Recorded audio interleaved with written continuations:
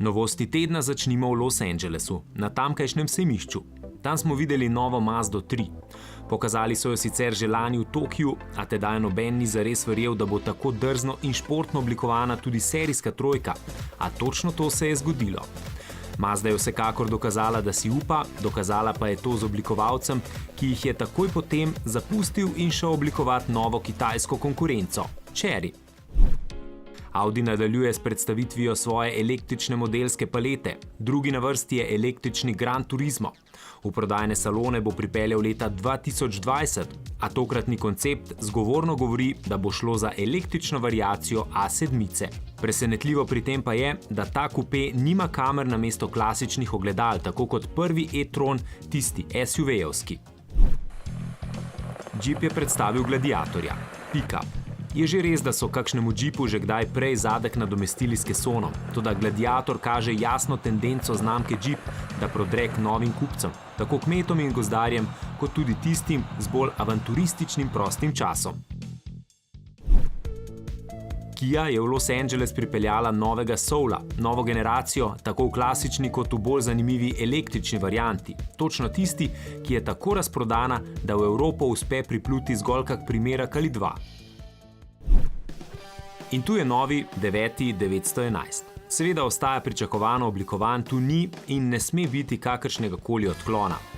We believe that having a steering wheel and gas pedals is part of the reason why people like our cars. That's part of the Porsche experience because the driving experience that stands behind it.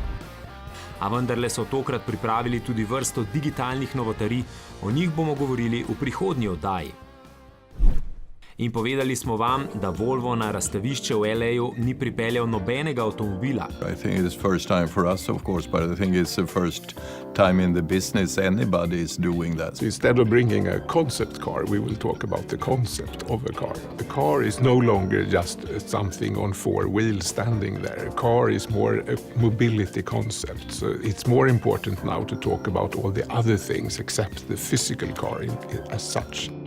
A poleg tega niča, s katerim je poudaril revolucionarne spremembe, ki se dogajajo na področju avtomobilnosti, je ponudil tudi vpogled v svet, kakršnega vidijo avtomobilski liderji. In v tem znanstveno-fantastičnem šovu je bilo videti, da najnovejši liderji podjetja Luminar zmorejo človeka ne le detektirati, ampak tudi na njem prepoznati okončine in njegove namere. Tehnologijo samovozečih vozil pa že udejanjajo pri Volvo Trucks. Norveški kamnolom je namreč naročil 6 tovornjakov, ki bodo samodejno s pomočjo GPS-a, lidarjev in radarjev prepeljali 5-kilometrsko vnaprej sprogramirano pot. Ameriški avtomobilski trg se bo po mnenju analitikov iz Cox Automotive v prihodnjih letih skrčil iz 17 na 16 milijonov in pol. Po najslabšem scenariju pa bi lahko padel tudi mnogo bolj občutno, na komaj 13 milijonov letno prodanih avtomobilov. Eden prvih indicev, ki kažejo na to, je tudi odločitev General Motorsa, da zapre 7 tovarn in tako privarčuje 6 milijard evrov. Družba Fiat Chrysler medtem vlaga 5 milijard evrov v italijanske tovarne. V njih naj bi izdeloval Alfin mali SUV na osnovi Jeepa Kompasa. Na osnovi Alfe Stelvio pa bo zrasel novi Maseratijev SUV. Obetajo se tudi električni 500, hibridna Panda in 500X kot priključni hibrid. Britanski kraljevi avtomobilski klub je opravil raziskavo, ki pravi, da 60% voznikov meni, da so LED žarometi nevarni.